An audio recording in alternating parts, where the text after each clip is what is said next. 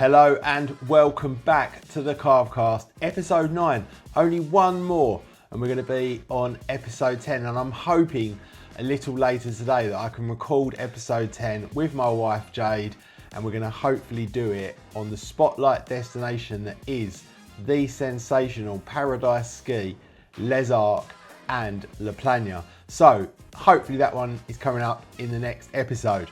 Now, I hope you guys enjoyed my previous episode, which was all about technology in skiing, and we went for a whole range of different pieces of media equipment and batteries and even a tyre pump and various other things. If you didn't, go back, check out that episode 8.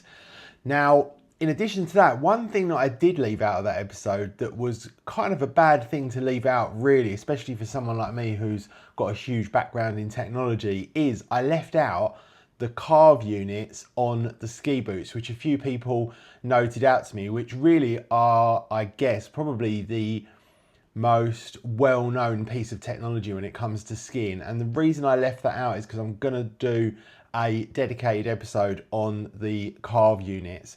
Now, if you don't know what the carve units are, they are these little devices. Historically, you used to have to put something in your boot, but on the new ones, you literally just strap them to the side and they give you all of this different feedback about how you're skiing and how you can improve your skiing.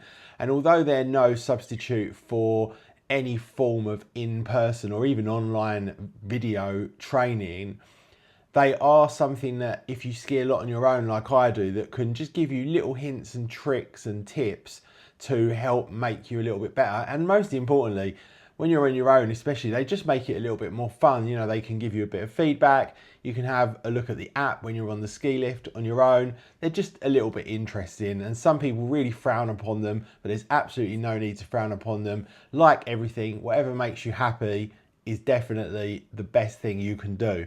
So in this episode, I've got a super bumper episode for you. Let me just check out my notes, because I've made quite a few notes for this particular podcast. Now, we've got all of the usual segments, and in fact, let me run you through what they are in case you don't ever get that far through the episodes. We always do a gear talk, and actually on this gear talk, we're going to be talking about a whole range of different things that we've got in front of me this week. So we've got some gloves, we've got some boots, we've got some poles, and every single week we'll do a gear talk purely talking about ski gear, which is definitely one of my favorite things of the whole sport. Ski technique and tips, I often leave that out by accident, and I did mention on a previous episode that Andy from Snow Camps Europe gave me a really good piece of advice once, and I'm going to really try hard to remember to put that little bit of ski technique into my ski technique and tips segment. Industry news and trends, I mean, I'm not really plugged into that kind of stuff, but if I can ever think of anything, I will let you guys know. Maybe bring a bit of weather into that as well, which I definitely do know about because I look at it every single day. And then we've got Destination Spotlight, and this week's Destination Spotlight is going to be on small ski resorts. So a lot of people are completely unaware of these little tiny ski resorts that are scattered around all throughout Europe, and I'm going to bring them to you in this episode a little bit later on. By the way, I'm reading them out in this order. They may not come across in this order. That's just my lack of organisation. Q&A stroke listener section we always do at the end, and if anyone has any questions, please do drop them in the comments on YouTube, which you can watch this on YouTube if you guys are listening online, or you can contact me. All of the details are in the show notes if you're listening on Spotify or Apple Podcasts. And then we will wrap this up. Now, what we always start with is a little bit of a rundown of a personal skiing update. Now, historically, I've always gone to Hemel Hempstead on a Sunday morning extremely early. And in fact, this Sunday morning, I am recording this podcast right now at Sunday morning. It is 9:15 in the morning. And I haven't gone to Hemel Hempstead for actually a good few months now. So I am looking forward to getting back to Hemel Hempstead and working on my training, doing some drills and getting back over there. And also I've kind of built up a few people that I know over there now, and it'll be great to see those guys as well as they're making their way through the ski season and listening to all of their ski stories, which I definitely do love to hear. So first up, let's get straight into spotlight destination. Now, like I said, what I've done this week is I've picked out 5 individual small ski resorts that I've personally been to all throughout Europe, and I'm going to talk about those because I think they're largely forgotten, and actually they really are quite a wonderful thing to go to, and I'll explain a little bit why I love them so much later on in this episode. Now, I've written some really good notes actually, which is very unlike me. ChatGPT did not write these notes, I wrote these notes, and I've put them in here. So I'm going to be referring to those as we go through because I don't want to miss any of the small details. So spotlight destination, 5 small ski resorts in Europe that you definitely do not want to miss. And I'm going to start with my favourite one, which typical Adam fashion is right at the bottom of the list, not at the top, and I've just decided. So my favourite one of all of them, and I've been to quite a few now, is Winterberg in Germany. Now, the first time I went to Winterberg in Germany was actually in January last year, 2024. And the way it came about was that I went to Landgraaf, which we've spoken about in previous episodes, which is a huge indoor ski area in the Netherlands. And when I was in there, I was in the shop, and they've got a fantastic shop in there. And I was talking to the guys in there, and I simply said to them, oh, out of interest, what is the closest ski resort here? Do you have to drive all the way, to the Juras or to the Alps in order to go skiing? And they said, actually, no, we've got a tiny little ski resort near us called Winterberg. And actually, I shouldn't call it tiny because actually it's a fairly decent size, 27 kilometers in total, and probably around 20 runs. I haven't got that written down, but I think it's about 20 different runs. So when they said that to me, I said, oh, how far away is that then from here? And they said, oh, about 2.5, 3 hours. And I wasn't due to go on to any other ski resort when I was in Landgraaf. I was just purely going for Landgraaf. So I rang up Jade, my wife, and said, oh, do you mind if I stop on for a couple more days? I've found out that there's a ski resort nearby and I'd like to go and give it a go. She said, no, that's absolutely fine. So on I went to Winterberg. Now, Landgraaf itself is about 2.5 hours, 3 hours with a stop from Calais. If you're driving, you can fly there. But Winterberg is only about 2.5 hours further on from Landgraaf. Now, I've done the drive from Winterberg all the way back to Calais, and it's about 5 hours in its entirety. But it is quite a fun trip to go to Landgraaf, do a day or so there, and then head on to Winterberg. It actually is pretty much on the way to Winterberg. So great little mini ski trip that you can do without having to go the 10, 11, 12 hours into the Alps or further if you're going to certain destinations. So this is one of the key things about these small ski resorts.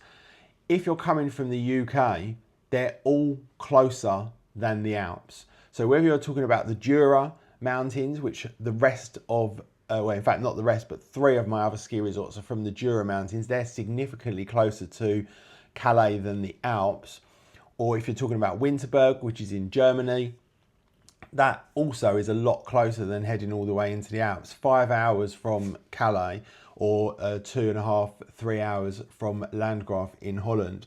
Now, like I said, Winterberg is in Germany, and when you arrive there, it's a beautiful trip up into Winterberg. And Winterberg town, which I would definitely say it's a town rather than a village, is a really, really beautiful town. Loads and loads of nice shops, loads of nice restaurants. And in fact, one of the restaurants there I absolutely love, and they do this schnitzel with caramelized onions, and it is the best schnitzel I've ever had in my life, and I've eaten quite a few schnitzels. So if you ever get the chance to get down into that high street, try and find that shop, and you'll know it because on the menu it will say schnitzel with caramelized onions, which I've never seen before actually, the whole caramelized onion thing, but I'm sure it exists, but that is how you'll find it. And actually it's on the corner of the main high street and a little road that heads off to the side. So loads of stuff to do in Winterberg, loads of ski shops, loads of clothes shops. They also do like a little village sort of fair, if you like a market. as well over the sort of Christmas period and some of the winter periods. So if you search that online, you can maybe tee that up at the same time as well.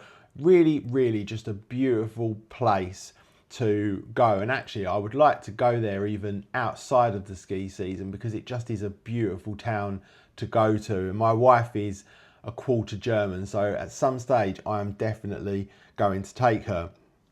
So let's give a little bit of detail about the actual ski resort itself.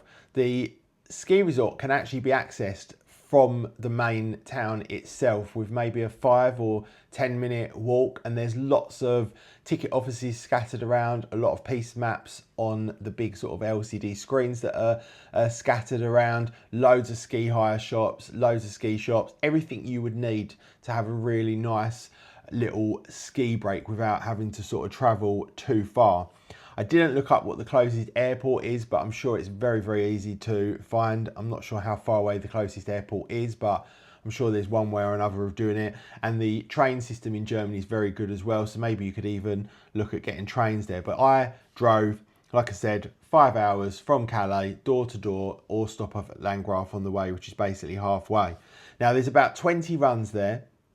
None of them are massive, great 5, 6, 7 kilometre runs. They're all fairly short, but there is a huge range. 27 kilometres of slopes in general means that this is really probably not a long stay area, unless maybe you're beginners.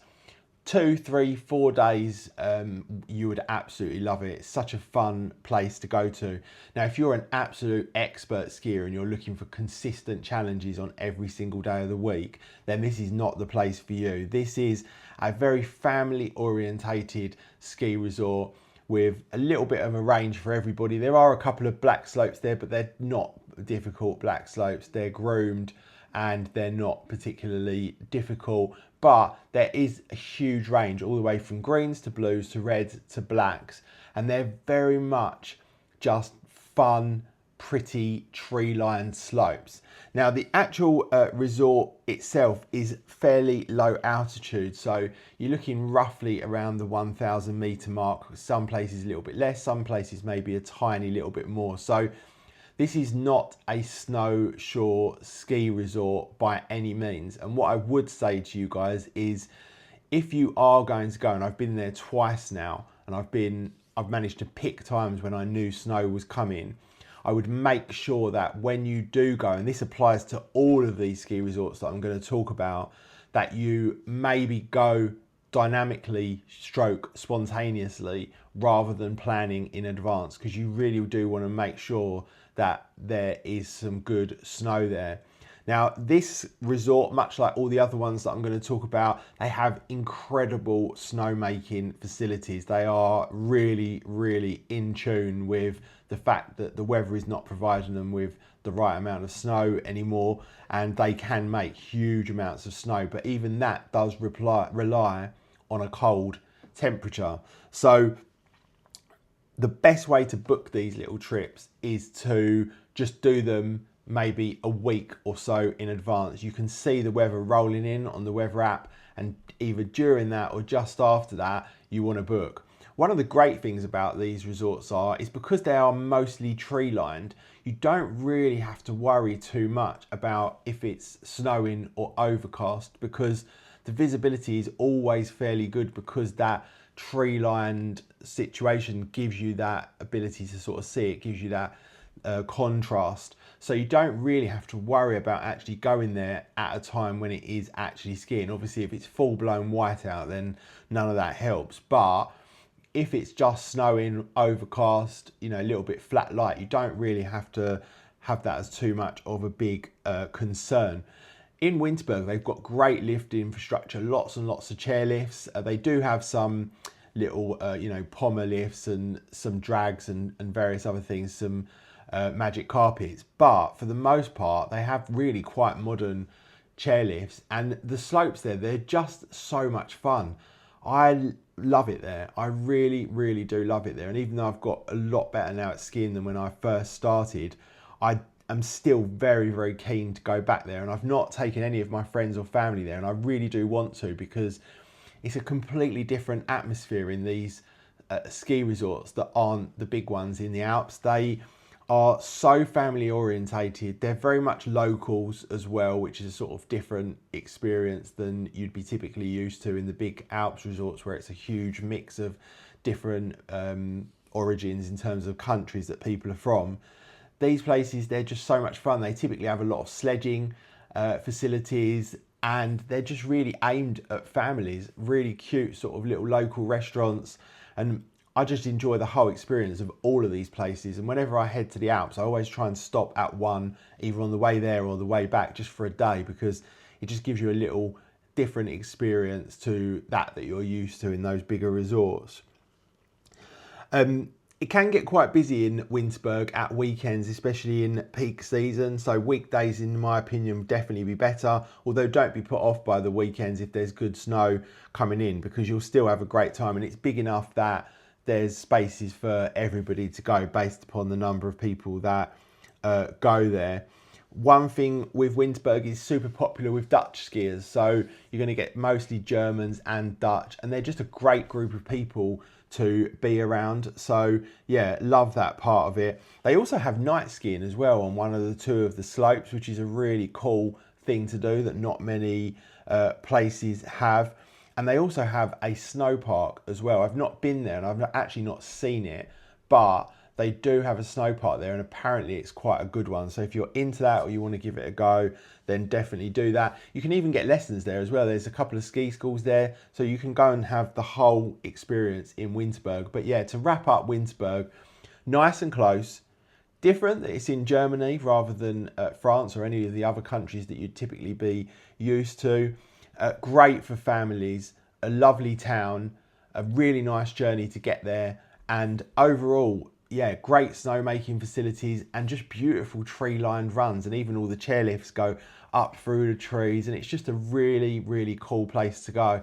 And one thing I will mention as well that I found quite fun when I've been there is it's really cool place to go slightly just off track, off piste, and go into the trees that go around the piste. You can have a lot of fun in those trees, and there's usually some little places that have been carved out by other skiers, but obviously be extremely careful if you're going to do that, and make sure you are wearing a helmet. So let's talk about another one. Let's in fact go in my order of my favorites. So my second favorite is actually a close call between two, but we'll start with the French one. It's called Metabief, and this particular ski resort I found because when you drive from Calais to Switzerland, or in fact the Alps in general, but for the most part the Swiss part of the Alps, you go through this small town called Jougnes, Jougnes, and when you go through there, there's quite literally the smallest ski resort you will ever see. It's got one lift and one slope, and it's just the cutest little place that you'll ever go to. It's got lots of little ski shops there, little cluster of sort of shops and restaurants, and it's just this tiny little cute town that you drive through. And as you come out of it, there is actually a chairlift with a bigger slope, and I thought that that was part of the Jougnes ski resort, but it's actually not. It's part of the Metabief ski resort that skis into Jougnes. And Metabief itself I found purely from going through this town and then doing a bit of research online and realising when you zoom out, there's this larger ski resort as part of the Jura Mountains, which is just next door. So on my next visit, I thought I'm going to stop there on the way and have a good look. And I've been there a couple of times now. And again, small ski resort, although much bigger than Winterberg. This one is 37 kilometres and goes all the way up to 1,500 metres in altitude. So a little bit more snowshore, but again, they have incredible snowmaking facilities. And even though it is a little bit higher up, again, this is a place you'd really want to book on a whim, if you like. You want to book this when you see the snow coming in, and definitely check that they've got good snow cover if you're not going to do that. Now, the Jura Mountains themselves, they're quite near the Swiss border of France, which means they're probably, maybe 6 to 7 hours, depending on whereabouts you go exactly in the Jura Mountains, from Calais into France.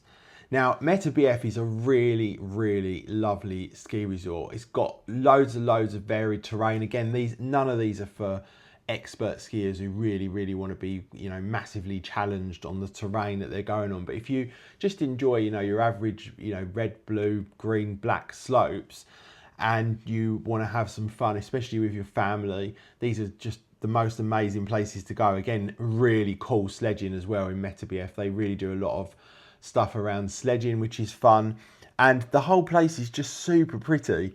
It's a massive family atmosphere. Pretty much everybody there is French. I don't think I've ever heard an English accent when I've been in Metabief. Loads of lovely little cute restaurants and a beautiful village and an amazing surrounding area as well.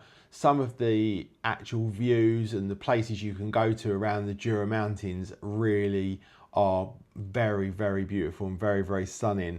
And it's a place that's worth going to even in the summer because it is just a beautiful place to go.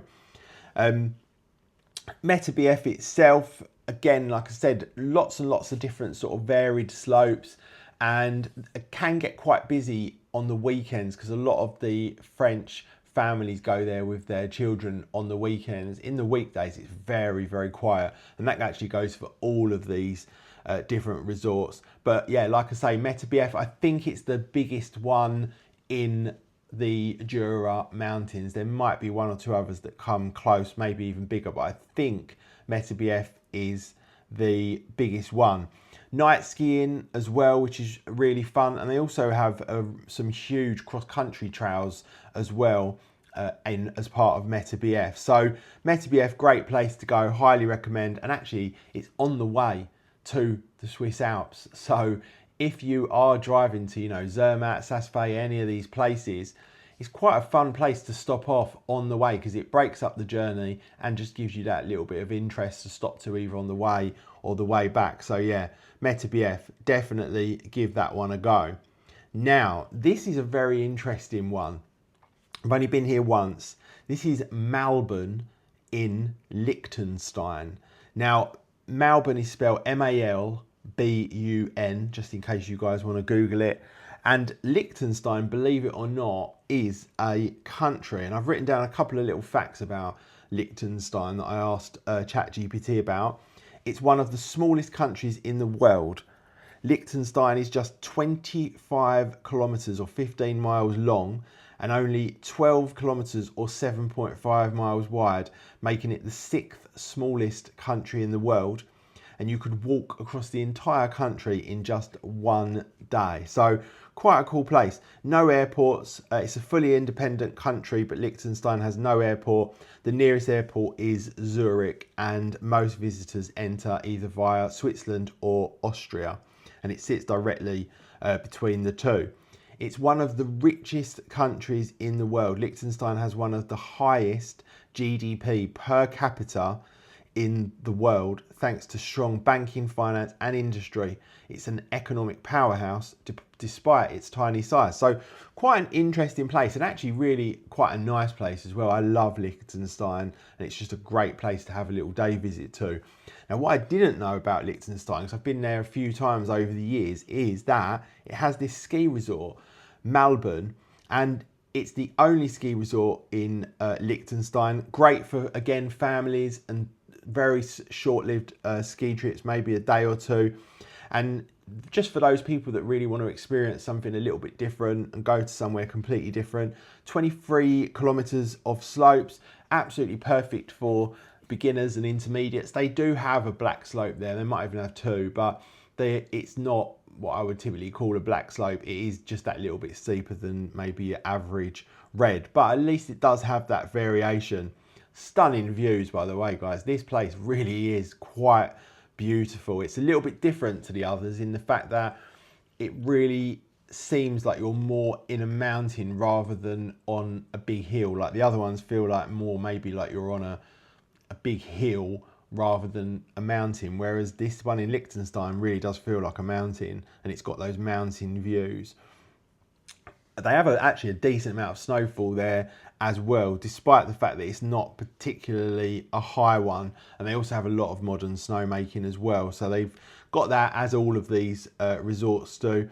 This place though is super quiet, like extremely peaceful, very, very chilled vibes, and just a lovely place to go. Like really, really, really lovely place to go. I absolutely enjoyed my one day there, and at some point I definitely would like to go back. Maybe if I drive to Austria at some point, I'll pop off into Malbun, Liechtenstein, and give it a go. But yeah, all in all, just a really interesting, peaceful, classy, fun, lovely ski resort that's definitely worth a look at. Again, you want to be sure about the fact that they've got snow if you're going to go there, and it's not probably a place to go for more than 2 or 3 days unless you are very, very sort of beginner or early intermediates, and that, you know, in that case that will tickle your fancy for a good few days. Now, next up, Gérardmer in France. Gérardmer, actually, I first went to many years ago in the summer with my parents and my family, because they've got a huge lake there and a really, really pretty town. And it's just one of these sort of lake-based towns in France that is just stunning. Loads and loads of beautiful little restaurants, loads and loads of really cute little coffee shops and other types of shops, and just a lovely place to go and a lovely place to walk around.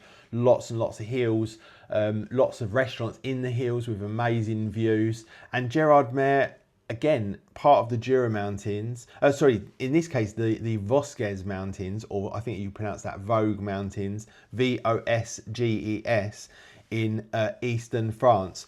This place is really great, again, for sort of, you know, your casual skier, someone who's not too hardcore into it. Or, again, you can use this as a stopping point as you do head into the French Alps. Not high altitude, 1,150 meters at its maximum, and it does heavily rely on snow cannons. But great parking, very laid back. These places are not après places really. They're just places for sort of nice restaurants and chilled vibes and scenic skiing. And this one has the most sensational lake views over the Gérardmer Lake. And actually in the summer you can hire boats there and you can walk around it, and it's just a lovely place to be. In the winter, not quite as buzzing in the Gérardmer town itself, but the little ski resort they've got there is just a lovely place to go. Again, not huge amounts of expert terrain, in fact no expert terrain, but lots and lots of beginner areas, lots and lots of intermediate terrain, green, blue, red, blacks. The blacks, again, are not that sort of expert level black, but still fun nonetheless. And again, I'd highly recommend Gérardmer for families. What an absolutely lovely place to go, winter and summer. Now, let's go on to my next one, La Bresse in France. Now, La Bresse itself is, again, part of the Vosges Mountains, Vosges. I know I've completely butchered that pronunciation, but anyway, we move. And it's another place that's very similar in regards to all the others, affordable, which in fact I haven't mentioned so far. These places are super cheap to go. 20-30 euros a day for a ski pass, way cheaper than all of these other places, including Winterberg. Again, only 20-30-40 euros a day, somewhere sitting around that range. So these are incredible places to get you started on skiing and not spend too much money, both in terms of travel, petrol, distance, tolls, ski passes and everything else. It's considerably cheaper, and obviously the restaurants and everything else is considerably cheaper as well. This is the largest ski area in the Vosges Mountains, 50 kilometers of slope. So this one really is a decent size. It is made up of a couple of different areas. And this one is really probably, I'm guessing, the biggest ski resort in France outside of the Alps. This one probably in this area, and then I would say Metabief in the Jura Mountains. So this one's got a really cool snow park as well that I have actually seen, massive for the size of the resort. So again, if you're into that or you want to give that a go, this is a great place to go. One thing I will say though is this place, albeit has a very nice town with absolutely stunning Asian restaurant, by the way, that we went to. It does get very busy on the weekends because a lot of people come into this area to go skiing on the weekends. So again, make sure there's decent snow there at the time. And if I was you, I would go during the week. So yeah, Le Bresse, France, great place to go for all the reasons I've already said. I won't repeat it again. You know, great for families, chilled vibes, blah, blah, blah, cheap, etc., etc., etc. Highly recommend. And a lovely town with a really lovely market that goes on over the Christmas period as well, which you can do a bit of research into. So we've done all 5, I believe. Metabief, great place to go, especially if you're on the way to the Swiss Alps. Gérardmer in France, just beautiful because of those lake views, and great if you're heading into the French Alps. Malbun, Liechtenstein, just extremely unique place to go. The actual country itself and the ski resort. Le Bresse in France, huge considering where it is and the type of location that it is. A great place to go if you want, you know, that larger sort of ski resort experience, but without, you know, without the sort of losing that really local feel to it. And big as well, 50 kilometers in total. And then my beloved Winterberg in Germany, that I just adore this place. I absolutely love it. And I only wish I could have gone back this season, but I just have not found the time in coordination with making sure that there's some snow coming in at that time to go there. But hopefully I'll go there next season. The seasons are very short in these places as well, so just be warned about that. They're not going to run from, you know, November to May. They're going to be probably the very, very end of December, if you're lucky, through to maybe early March, something like that, depending on obviously how good the snow is that year. But that's typically what you're going to get out of these places.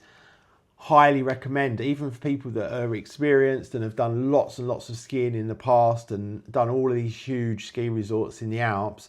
These are just a different place, different vibe, different experience, and just a lot of fun in general. So yeah, highly recommend all these places. Hope you guys enjoyed that little chat about these small ski resorts that I've sort of grown to love over this past sort of 13, 14 months. And I hope you guys enjoy it if you ever go there. So on to the next segment, and actually let's talk about ski technique and tips.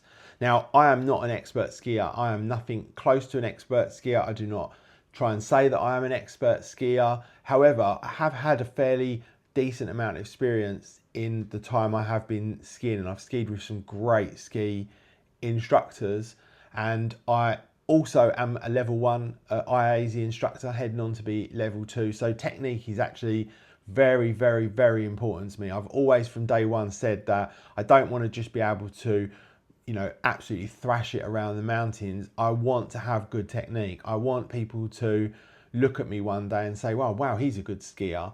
I don't really want someone to go, wow, he's a fast skier. I want to be known for good, crisp technique. It's important to me. So let's go straight on to the tip that Andy from Snow Camps Europe gave me. Great guy, by the way. If you ever want to go to Kaprun, Zellamsee, Saalbach, or the Kitzsteinhorn Glacier, Andy is your man for everything about that area and for your training as well. And actually has a great YouTube channel as well. And in fact, offered to come on as a guest. So I'm very excited to say that at some point, hopefully, we can get Andy on, and he's got vast amounts of experience in the whole industry, like huge amounts of experience. So that will be extremely interesting. But back to the ski technique and tips. One thing Andy told me that I actually have carried right the way through, when we was in the Kitzsteinhorn in, I think it was October last year, the snow, albeit there was lots of it, wasn't in the best condition. So I had very kind of choppy, wind-swept experience up on that glacier, which is really all part of potentially glacier skiing. And it was not these beautiful groomed pistes that are all lovely and flat and everything else. It was a little bit different to that. So Andy gave me some great tips during that. And one of them that I won't forget was to engage the core, which I suppose earlier on, if people would have said that to me, I kind of would have just neglected it as maybe something for more advanced skiers. But actually, even when you're pottering along, but maybe not through perfect terrain, maybe something just a little bit more complex than that, on your turns, it really is a good idea to just engage that core, engage those abs, and just give you that sort of stability through your entire body. And that really works well for me. And it's not a question of like tensing up and making everything like super tense. It's a question of like gauging the terrain and utilizing it as needed, in my opinion. So, you know, if you are skiing like really, really bashed up, chopped up snow that's constantly changing in forms of texture and slipperiness, I'm going to call it, although I know that is probably not a word. When you go to these kind of windswept areas, 1 minute you could be on very soft snow that has a certain level of grip. The next thing you know, you're on like hard pack that has a different level of grip. And the next thing you know, you're on a completely different type of texture, which gives a different grip. So these things can throw you back and forward, and just having that little bit of tension through the core when you're making your turns can help prevent you being completely thrown off of your skis. And in addition to that, obviously it does require a good athletic stance stroke position on your skis, because if you're sat back and you're tense in the core and you come into something grippy, you're still going to get thrown backwards because of the nature of it. But if you've got that good sort of athletic, natural, balanced position over the center of the ski, and you just engage the core just a little bit turn by turn, what happens, I've found, is because I got so used to doing it then and I carried that through, now I notice if I really think about it, I'm just doing it naturally, but it's quite subtle most of the time. But if I'm skiing, for example, slush, or anything that's going to potentially have a bit more grip to it, later on in the day sometimes in spring skiing, you can be on this really lovely slippery snow, and then all of a sudden you hit like a patch of slush in it and it makes you grip. And if you've just got that little bit of tension through the core, it can just make the whole experience a lot less uncomfortable, a lot more comfortable, and a lot more enjoyable as well. So yeah, thank you, Andy, for that tip. It has carried through a long way, and it's not, you know, some deep bit of information that, you know, about high edge angle and all these other really, really deep technical things that you can get into, but actually is something that's very, very simple that anyone can apply to their skiing and makes a nice improvement. So maybe have a play around with that, see how you get on, and maybe let me know in the comments later on. But thank you to Andy for that one, because all of these little tiny little things that you hear from these really experienced skiers can have a huge impact on the improvement of your technical skiing as you move forward. So yeah, that's my kind of ski technique tip of the week. And the way that I did it, and I can't remember if this was Andy that told me this or if this was something that I thought of myself, I sort of almost timed like my breathing, I don't want to call it tensing of the core, although it is, but I don't want you to think of it as a really intense tensing, but my, you know, sort of enablement of the core at the same time, and then bring in the pole plants, and you can get in this kind of like really nice flow, and it all adds into that sort of timing aspect. So yeah, that's my technique tip of the week. So I hope that helps you guys. Now, in terms of industry news and trends, I don't really have anything at the moment. I'm not massively tuned into that. If I ever hear anything, I will. I tell you one thing I did see though, Michaela Schifrin winning 100 titles, World Cup trophies, whatever you want to call them, World Cups I think they call them. Wow, 100. I don't think anyone else has ever done that before. So that is some absolute incredible achievement. Wow. And what a woman she is. Absolutely sensational. I don't know if you guys watch any of the skiing, the Fizz stuff on Eurosport or Discovery, I think it is now, but it's so much fun to watch, and these guys are so talented. And when you think as well, a lot of this skiing is basically done on sheet ice, not hard pack, but actual sheet ice. I find it incredible, like the levels of grip they get and the levels of performance they get, and actually as well their courage and bravery to do it is absolutely incredible. So yeah, if you haven't watched any of that ski racing stuff, I recommend that you do. And in fact, you know, the funny thing is, one of my favourite ones to watch is the moguls, the championship moguls. Wow, honestly, you've got to Google that or go online and watch it. It really is pretty spectacular the way those guys ski it, and they do somersaults and all kinds of crazy stuff in between as well. So yeah, super amounts of fun watching the professional skiers online, and the real fast downhill stuff as well, where they do like the jumps and they're going like 100 mile an hour. That stuff is absolutely insane. So yeah, that is my industry news and trends, but I will talk a little bit about the weather. So over the past few days, there has been a small dump of snow throughout pretty much the whole of the Alps. Although I think there was a larger dump of snow in certain areas in Austria, I think.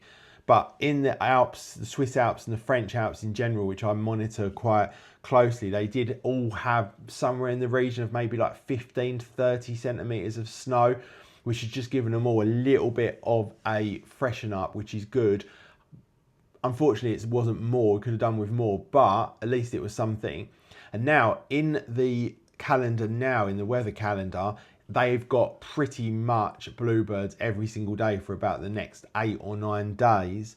And when I arrive on the 8th of March, it looks like there's just beginning to turn a little bit, and hopefully that means there's going to be some decent amount of snow coming in, albeit it means that my first few days might be in not great visibility, which is annoying, but I do love skiing in the snow. It's my absolute favourite. Skiing in the snow, when it's actually snowing, with good-ish visibility, is my favourite skiing. I love it more than I love a bluebird day, and I know I'm unusual for saying that, but I love skiing when it's actually snowing. I just love it. Although obviously if you can't see a hand in front of your face, then not so much fun.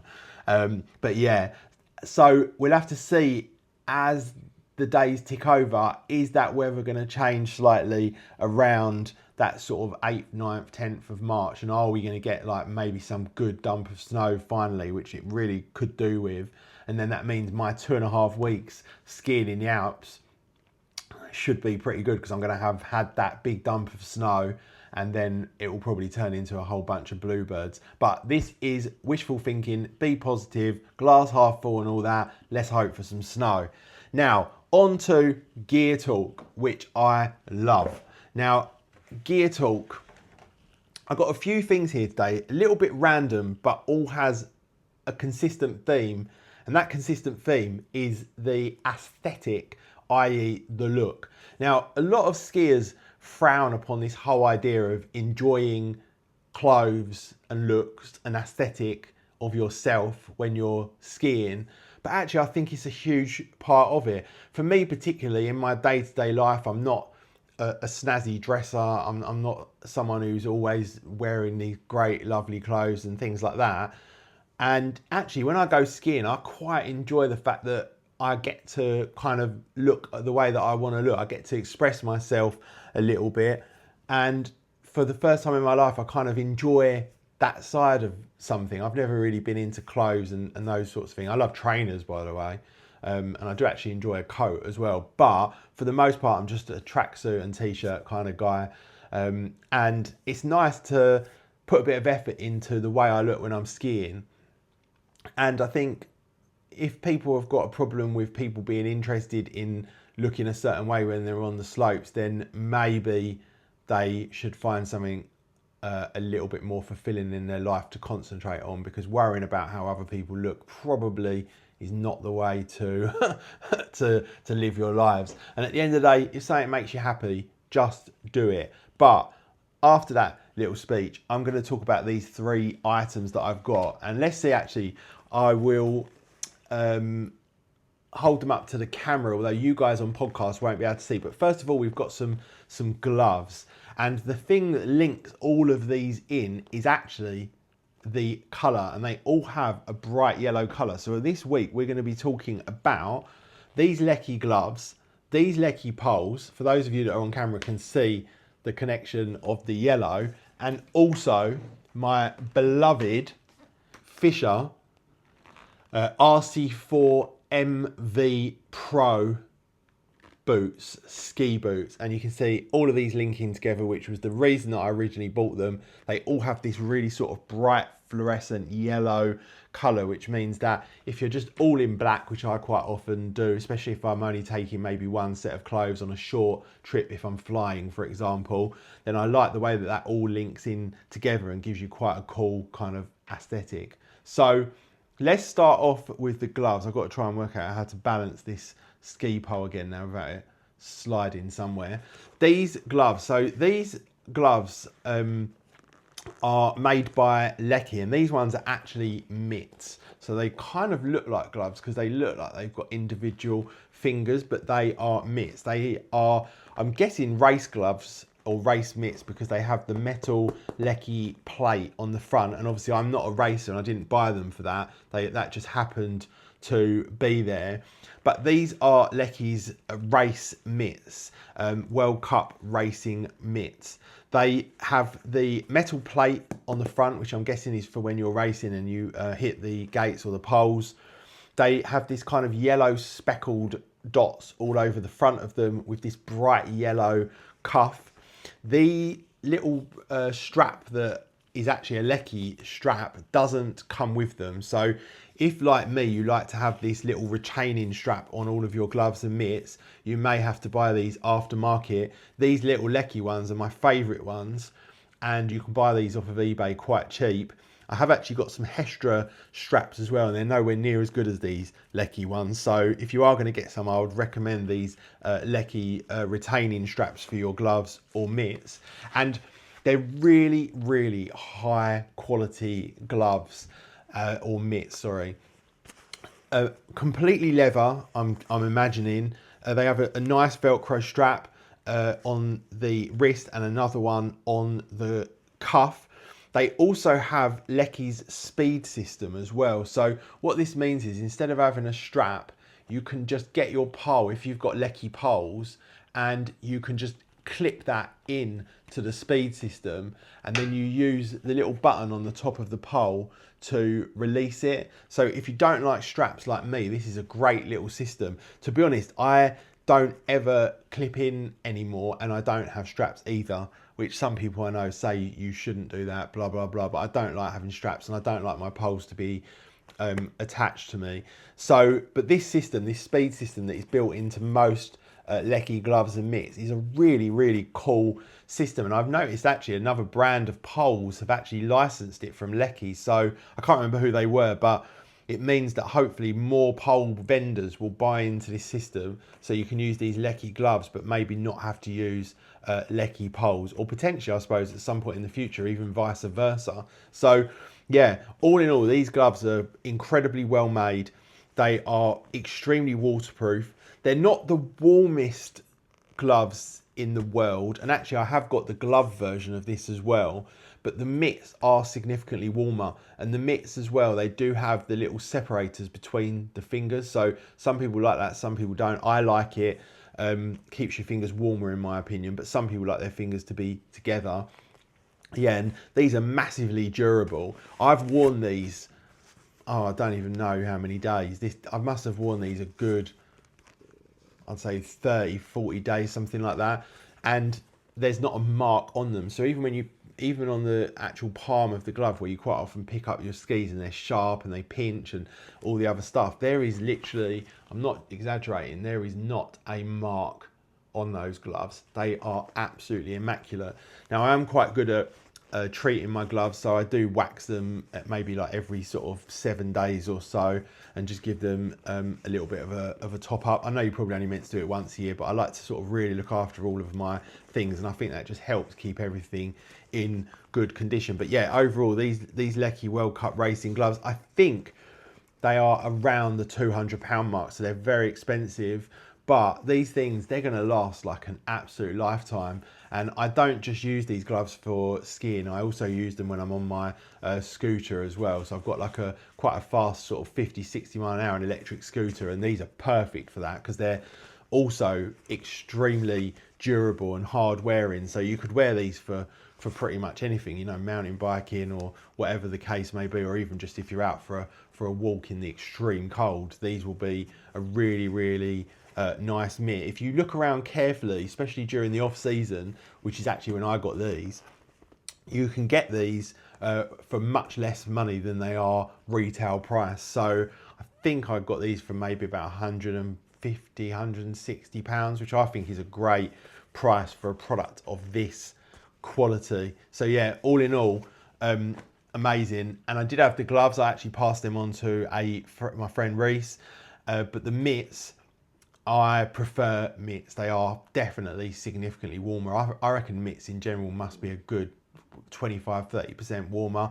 Obviously you can't gauge that, but I would imagine something like that. So me personally, I prefer mitts. I didn't think I would, because I thought I would miss the dexterity, the individual movement, that refined movement of gloves over mitts, but I never even noticed it once I'd done maybe a couple of hours. So mitts are the way for me. And yeah, I would highly recommend these. I've got nothing negative to say about these whatsoever. In fact, one thing I will say is the gloves, when there was an absolutely insane powder day that I was on, they did ever so slightly leak in a little bit of water around the seam on the fingers. I think just one or two of the fingers, but that day was absolutely mental, and I was constantly had my hands in the snow and all sorts of stuff. So that was at the end of the day as well. So I will note that has never happened on the mitts, but they have a lot less seams. So just an FYI. Now these poles, I'm holding them up to camera, but for those of you on podcast, they are the Lecky Carbon 12 3D.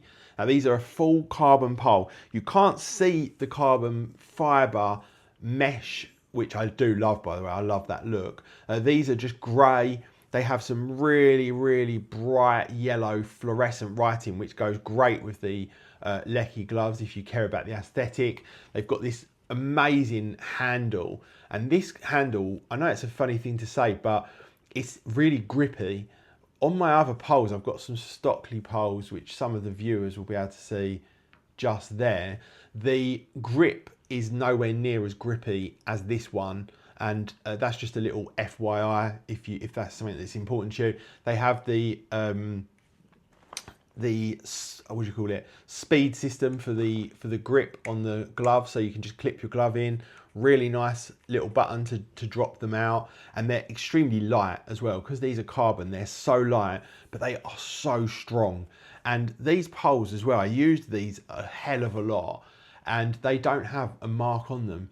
And considering they get put in a ski bag and mixed up with sharp skis and stuff like that, it's very easy for these to get damaged. It's very difficult to sort of keep your poles in pristine condition just because of the nature of them.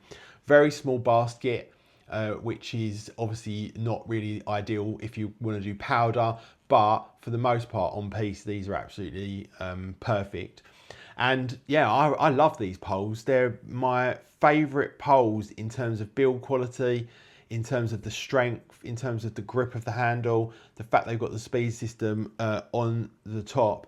And actually I would use these all the time if it wasn't for the fact that I love the look of my Stockley poles, and the fact they're adjustable, and the fact that they go with my skis. But yeah, that is me being a bit of a queen when it comes to the look of your outfit and your overall kind of vibe when you're skiing. Now on to these, and by these I mean my ski boots. These are the Fisher RC4 MV Pro boots, and these boots, and I'm gonna do an entire episode on boots, and I'm hoping that this guy that I know, like sort of a friend, Billy, is going to come on the show. He's what I would say is probably the best boot fitter in the country.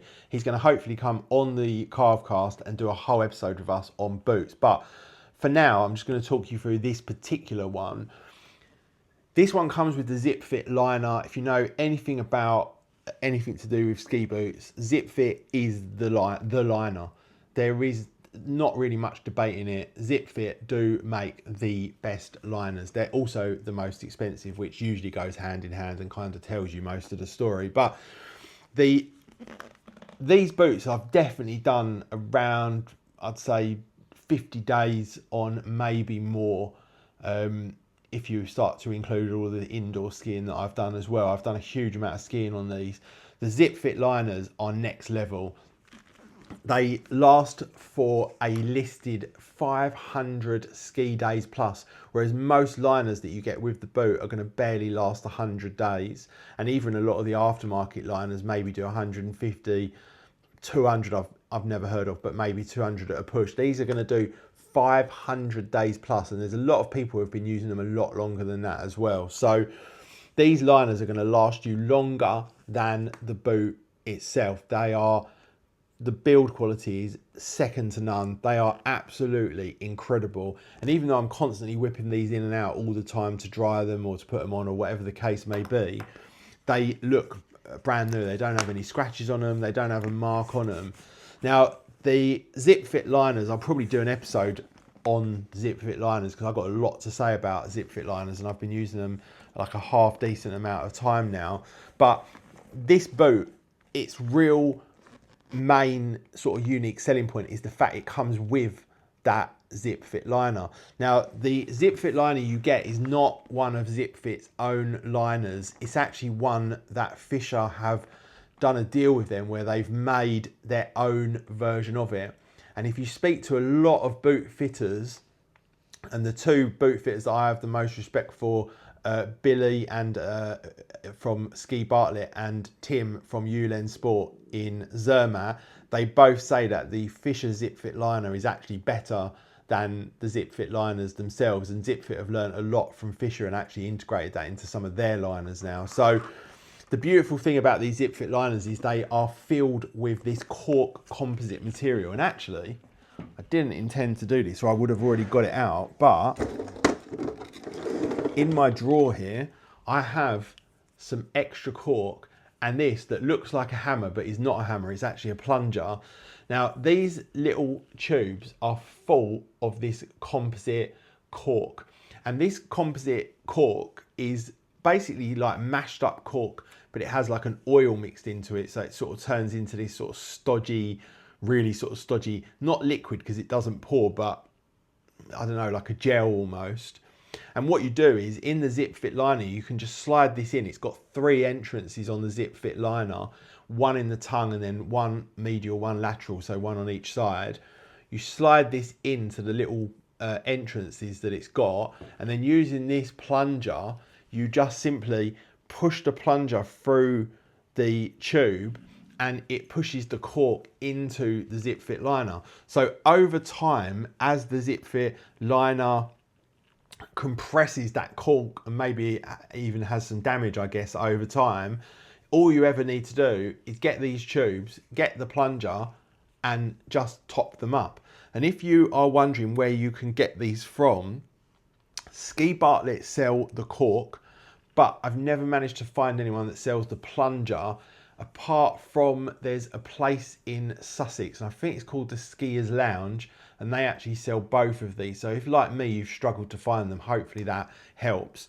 But yeah, this is how you basically top up your Zip Fit liners, using the composite cork and the plunger. And the only reason it's got that hammer bit on the end is so you can really push it, because this stuff is super thick. It does not come out easily at all.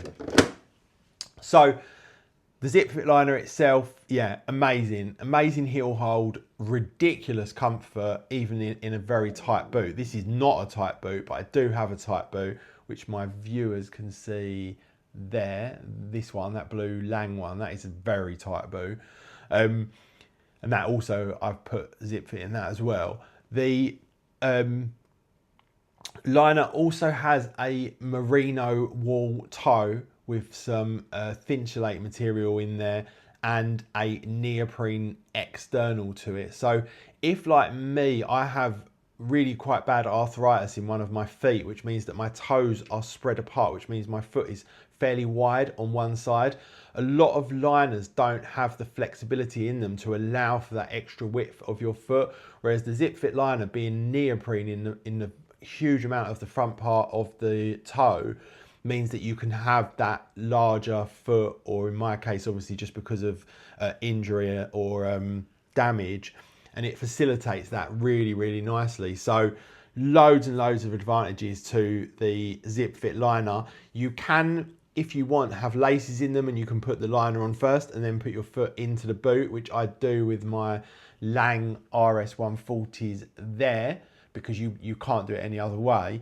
But with this particular boot, I leave it in all the time, and I take the laces off, and I just rely on the boa system and the 2 buckles to get me nice and captivated into the boot. So the actual shell itself, well, first of all, you've got that iconic Fisher yellow colour, which I love, and it goes really well with the Lecky gloves and poles. But forgetting colour, because that really is not important when it comes to a ski boot, or significantly less important, the overall shell itself has got grip walk on the bottom. It actually is a 130 flex, but it has a carbon cuff that is a 140 flex. So it sort of sits somewhere in between. Not that those flexes mean a huge amount. I don't think it has any camber adjustment. I think that it doesn't have that at all. So if you do want a bit of camber adjustment, I don't think that the actual cuff has that on this boot. I could be wrong, but I don't think so. Now, in addition to that, we've got boa on the lower part of the boot. Now, I got this when they had literally just come out. And in fact, the whole boa thing had just come out on boots in general. And a lot of people were saying, oh, it's not strong, it's this, it's that, it's no good, blah, blah, blah, blah, blah. Well, I can tell you that having used this quite an extreme amount, and these, you know, they get thrown around all over the place. They go through so many different variations of temperature and all kinds of stuff. This boa system has never, ever even so much as clicked or dropped a little sprocket. It's never come off, and they do actually pop off if you really whack them, and you can just push them back on. This wire is unbreakable. I've seen loads of videos where people have done different tests and whatnot. It's unbreakable, and the wrap it gives you is definitely significantly nicer and more comfortable than you get on buckles. You just don't get those individual pressure points. It does mean that you can't adjust each one individually, but especially on this part of the boot, I can't imagine many people would want to do that anyway. But the way it wraps around your foot rather than getting those 2 individual pressure points, to me, is a massive pro. And I would never shy away from using the boa over a buckle. I know people are like anti-boa, but I don't know why. I can't get my head around it. It's a great system. The only thing that does get on my nerves is when you put them on in the morning, you have to turn this dial, and it might be quite loud, but you have to turn that dial a huge amount of times, which is really quite annoying, whereas the buckles are nice and quick. And the thing that I dislike the most about boa is the fact that you can't go back to a point that you've been to before. You've just got to guess from the pressure. Whereas obviously with a buckle, you know, you're on 1, 2, 3 or 4, whatever it might be, or a couple of twists, whatever you might do. Whereas with this, you've really got to like guesstimate where you were before, which is annoying. However, the positive part of that is you can do very, very intricate micro adjustments with just 1 click. And you can even go backwards, which gives a different sound. So hyper adjustable, but you don't know where your previous setting was, which is a little bit annoying.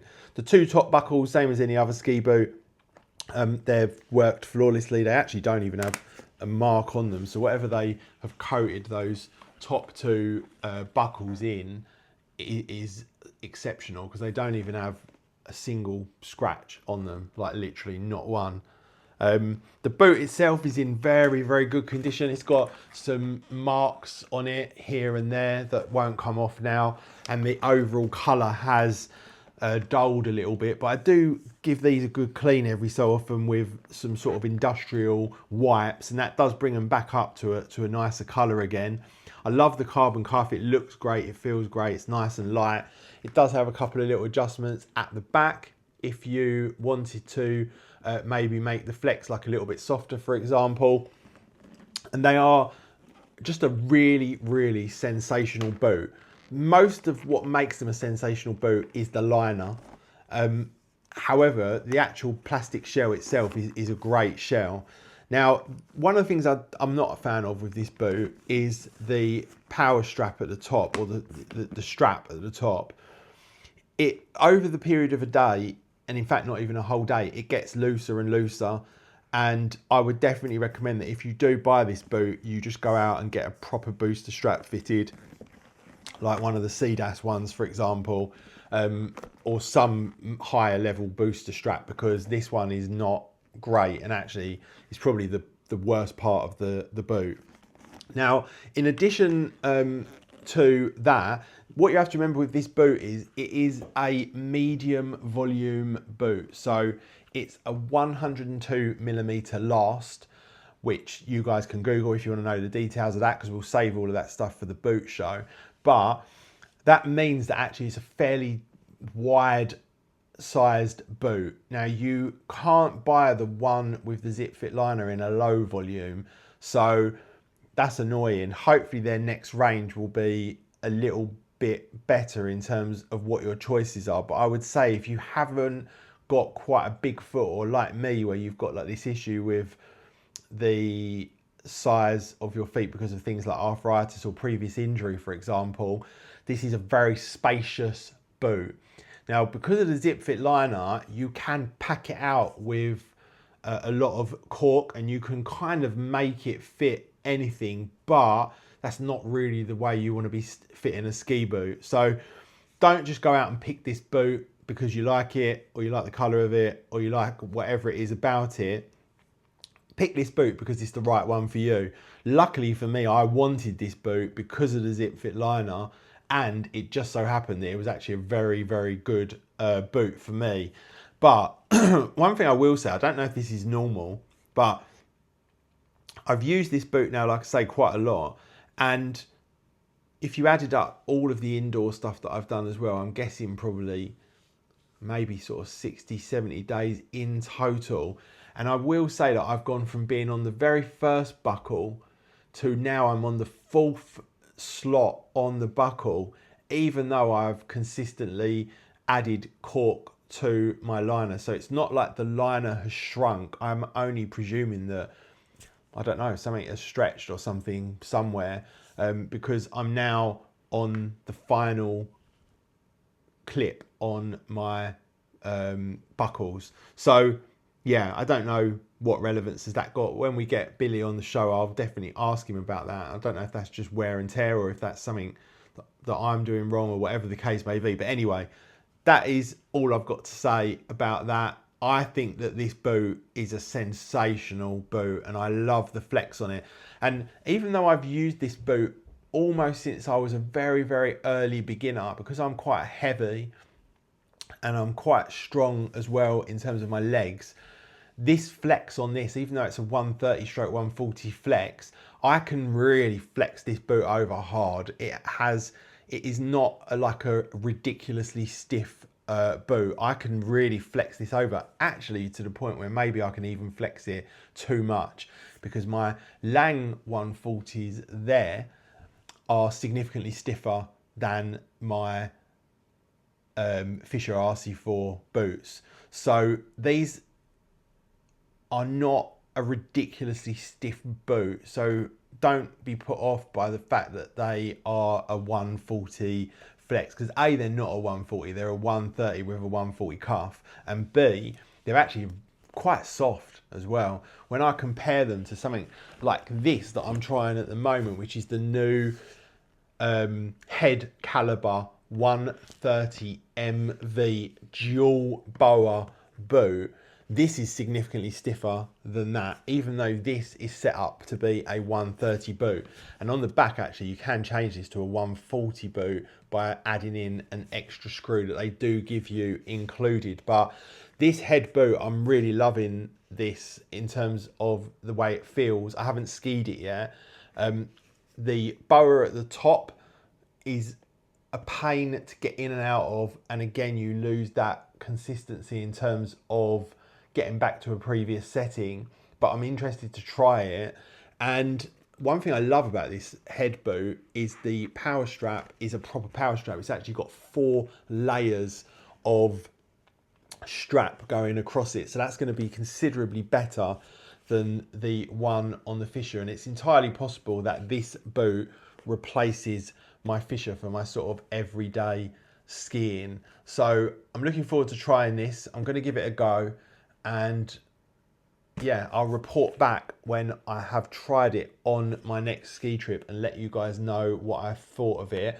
I'm not going to use the liner that comes with it. I'm going to actually take the liner out of that boot, the zip fit liner, and put it into this boot. But before I do, I'm going to give this liner a day or two, just because I want to tell you guys about my experience with it and compare it to the zip fit. So that's why I haven't taken that liner out yet.